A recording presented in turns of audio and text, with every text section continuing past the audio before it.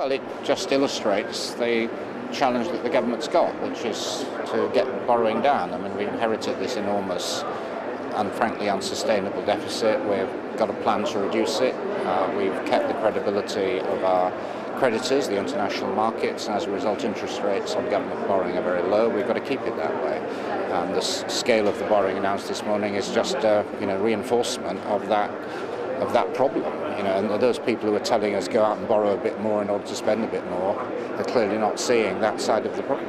We have on the one hand to maintain our discipline over public spending. The government can't keep borrowing more in order to spend more, because then that puts at risk our credit rating and our standing in international markets. But we do have to stimulate the economy. We've got to find ways of doing that don't involve the government borrowing lots more money. There are ways of doing that. Monetary policy is one.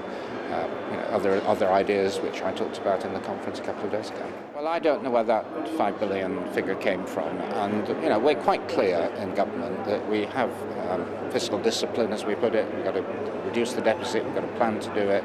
We're not wavering from that. And we do have to maintain our confidence in international markets. But of course, we need to stimulate the economy because the international circumstances are very weak. We inherited a very weak economy.